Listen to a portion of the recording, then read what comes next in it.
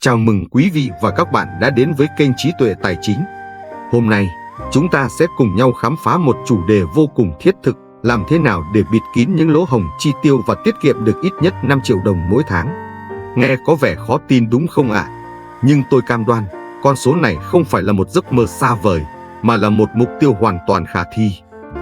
Trước khi đi sâu vào các chiến lược cụ thể, tôi muốn kể cho các bạn nghe một câu chuyện.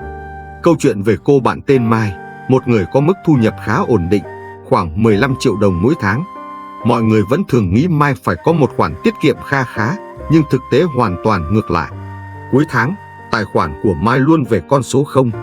Mai than thở với tôi, tiền của em như một dòng sông, chảy vào rồi lại chảy đi đâu hết, không tài nào giữ lại được, em cũng không biết đã tiêu vào những gì. Tôi bảo Mai thử ghi chép lại mọi khoản chi tiêu trong một tuần. Sau đó, chúng tôi ngồi lại cùng nhau phân tích. Kết quả khiến Mai giật mình. Cà phê sáng 50.000, trà sữa chiều 40.000, một chiếc áo giảm giá chỉ 200.000, một bữa ăn ngoài hàng quán 150.000, vài chục ngàn tiền mua ứng dụng giải trí. Tất cả những khoản chi nhỏ bé ấy, cứ tưởng không đáng là bao, nhưng lại là những lỗ hổng khổng lồ, âm thầm rút cạn tài chính của Mai. Câu chuyện của Mai chính là câu chuyện của rất nhiều người trong chúng ta, đúng không nào? Chúng ta không nghèo, nhưng chúng ta lại đang nghèo đi từng ngày vì những khoản chi không tên, không đáng. Vậy làm thế nào để thay đổi? Chúng ta hãy cùng nhau đi qua 5 chiến lược cụ thể đã được khoa học tài chính chứng minh và hàng triệu người áp dụng thành công. Đầu tiên, hãy bắt đầu với nguyên tắc số 1, kiểm soát chi tiêu một cách có ý thức. Thật đơn giản, nhưng lại là nền tảng của mọi sự thay đổi. Thay vì chi tiêu theo cảm xúc, hãy tạo ra một ngân sách. Bạn không cần phải quá phức tạp. Chỉ cần một cuốn sổ tay nhỏ hay một ứng dụng điện thoại, hãy ghi lại tất cả các khoản chi tiêu. Nghe có vẻ phiền phức, nhưng chỉ cần làm trong 1 đến 2 tuần, bạn sẽ thấy bức tranh tài chính của mình rõ ràng hơn bao giờ hết. Bạn sẽ biết tiền của mình đang đi đâu và những lỗ hổng đó nằm ở đâu. Các nghiên cứu chỉ ra rằng, những người ghi chép chi tiêu có xu hướng giảm chi phí không cần thiết từ 15 đến 20%. Nếu thu nhập của bạn là 15 triệu, bạn đã có thể tiết kiệm được khoảng 2 đến 3 triệu đồng mỗi tháng chỉ bằng việc này. Thứ hai, chúng ta cần học cách tách biệt chi tiêu thiết yếu và chi tiêu mong muốn. Chi tiêu thiết yếu là những khoản bắt buộc phải có để duy trì cuộc sống, như tiền nhà, điện nước, ăn uống cơ bản, đi lại. Còn chi tiêu mong muốn là những khoản như đi du lịch, mua sắm đồ hiệu, ăn nhà hàng sang trọng, xem phim rạp. Một trong những sai lầm lớn nhất là chúng ta thường coi chi tiêu mong muốn là thiết yếu. Ví dụ, chúng ta nghĩ phải đi ăn ngoài vì không có thời gian nấu nướng, nhưng thực ra đó là một lựa chọn. Hay chúng ta nghĩ phải mua chiếc điện thoại đời mới nhất vì công việc yêu cầu, trong khi chiếc điện thoại cũ vẫn dùng tốt. Hãy áp dụng quy tắc 50/30/20, 50% thu nhập cho chi tiêu thiết yếu, 30% cho chi tiêu mong muốn và 20% cho tiết kiệm đầu tư.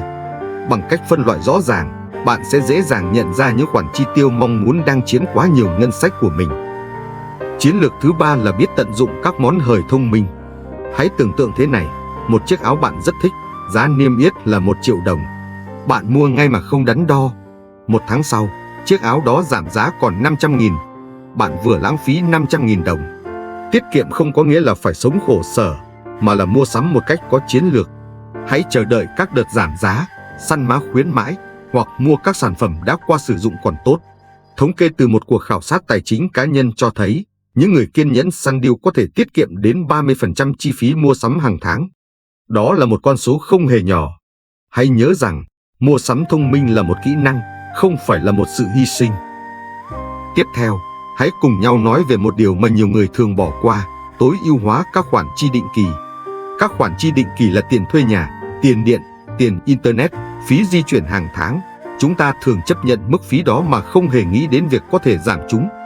Hãy thử gọi cho nhà cung cấp dịch vụ internet của bạn để hỏi về các gói cước rẻ hơn, hoặc chuyển sang nhà mạng khác có ưu đãi tốt hơn. Hay thay vì đi xe máy hàng ngày, bạn có thể cân nhắc sử dụng phương tiện công cộng, đi chung xe, hoặc đơn giản là đi bộ, vừa tiết kiệm tiền xăng, vừa rèn luyện sức khỏe. Mỗi khoản tiết kiệm nhỏ từ những chi phí định kỳ này, khi cộng dồn lại theo tháng, theo năm, sẽ tạo ra một quỹ tài chính đáng kể. Cuối cùng, nhưng không kém phần quan trọng, là hãy tạo ra các nguồn thu nhập thụ động nhỏ. Tiết kiệm là một mặt, nhưng tăng thu nhập cũng là một giải pháp hiệu quả. Bạn có thể dành thời gian rảnh để làm thêm một công việc part-time, bán đồ cũ không dùng đến, hay thậm chí là đầu tư vào một kênh sinh lời nhỏ như gửi tiết kiệm online, đầu tư chứng chỉ quỹ. Mặc dù mỗi nguồn thu nhập này có thể không nhiều, nhưng nó sẽ giúp bạn giảm áp lực chi tiêu, đồng thời tạo ra một dòng tiền mới để phục vụ mục tiêu tiết kiệm.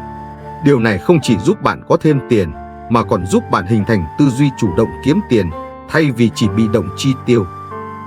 Tóm lại, để tiết kiệm 5 triệu mỗi tháng, bạn không cần phải làm những điều to tát.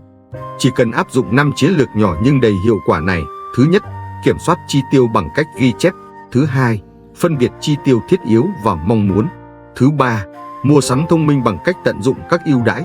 Thứ tư, tối ưu hóa các chi phí định kỳ. Và cuối cùng, chủ động tạo thêm các nguồn thu nhập nhỏ. Hãy nhớ rằng, mỗi đồng tiền bạn giữ lại được hôm nay chính là một hạt giống cho tương lai tự do tài chính của bạn. Nếu bạn thấy những chia sẻ này hữu ích, đừng ngần ngại nhấn nút like và subscribe kênh Trí Tuệ Tài Chính để không bỏ lỡ những video tiếp theo. Hãy chia sẻ video này đến bạn bè và người thân của mình để cùng nhau xây dựng một cộng đồng người Việt thông minh về tài chính. Cảm ơn và hẹn gặp lại trong những video tiếp theo.